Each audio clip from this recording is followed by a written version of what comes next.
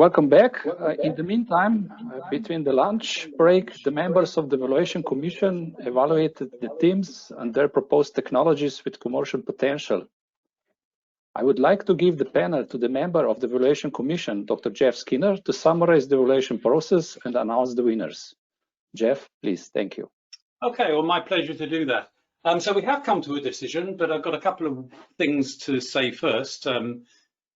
Summarizing what the judges themselves thought about the presentations they saw and whether there are any common themes that emerged from the discussions we had. And I think that the biggest common theme we had was it's best summed up as customer validation. I mean, it seemed to us that it's really easy for you to for scientists everywhere with sort of commercial aspirations for their technology to mold the world to your heart's desire. And rather than going out and challenging your assumptions, your business assumptions, preferring to stay in the laboratory and wish that they were true.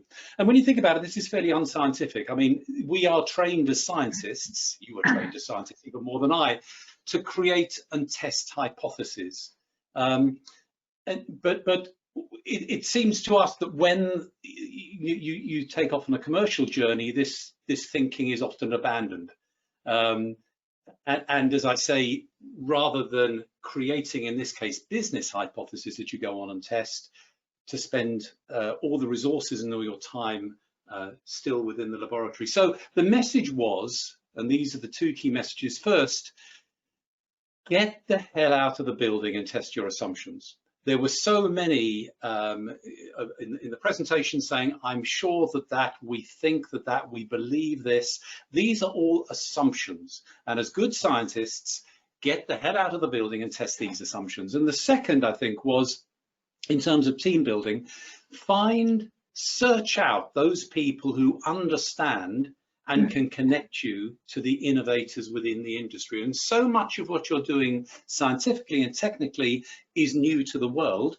However, most of the industries you're trying to get into are well established. Some of them are very old. So what you're trying to do here is new to you, but not new to the world.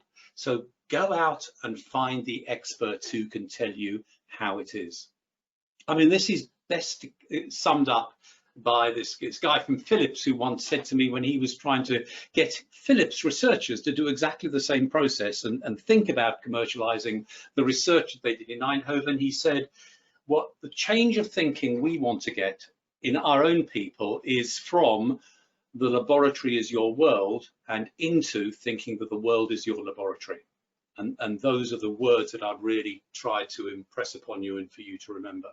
And this means investing funds in the future on commercial, not just scientific activities. Money spent externally, not in the lab. The second thing is that the team also, the judges obviously were trying to peer through your presentations to how good the underlying technologies and how realistic your hopes for them were, but we also had to take into account the clarity and enthusiasm of the team, not least because that enthusiasm is what's going to drive you forward, and you, the scientists, are ultimately going to be the salespeople and ambassadors for this project.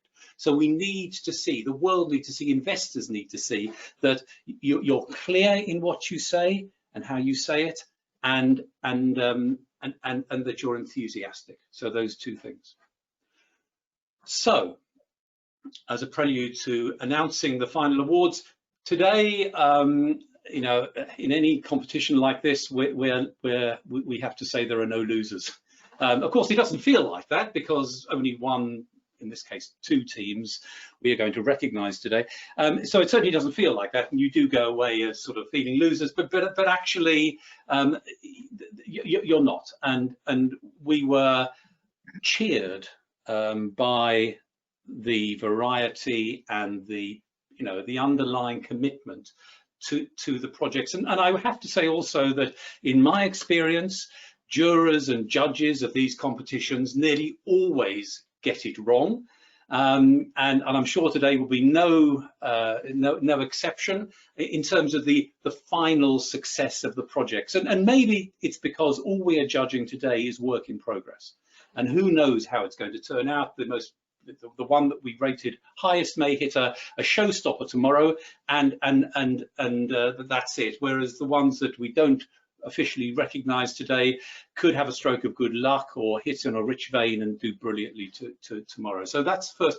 And secondly, I think anyway, is those who aren't recognised often double down and say, you know, we're going to prove the jurors wrong as a result of not coming top. My God, they're going to smash it so we can go back and say, I told you so.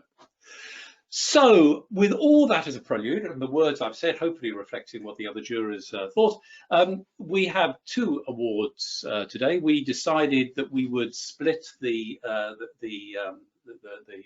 spoils, the rewards, the money between two teams. And so as the sort of runner-up, we're going to give the contact-based, leaching-free, antimicrobial textile, the lot who are doing gold.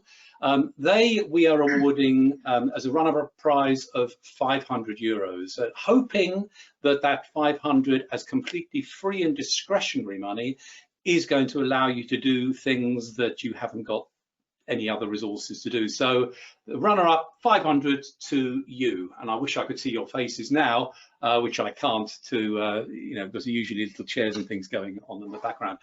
Thank you very much. I appreciate your the ones who ranked first, you're there. Thank you. I see you. Great. And the ones we ranked first, and we're going to give €2,000 to this, is the scalable method for eco-benign destruction of waterborne organisms called VAROUT. So well done to you. On the basis of today, you are the ones who we are ranking well done first and taking the 2,000. So we can see you waving your hands in the air, not socially distanced, and one of you wearing a mask. Jolly good, well done. And spend it wisely, but try to spend it on customer flipping validation, not the next experiment you do, unless that experiment is guided by the users. They tell you, you need to do this before we'd buy it. Then it's fine, but don't second guess the customer. That's our plea to you. And with that, our job is done, and I hand back to Robert. Thank you, Jeff. We cannot make applause, or we can, I don't know.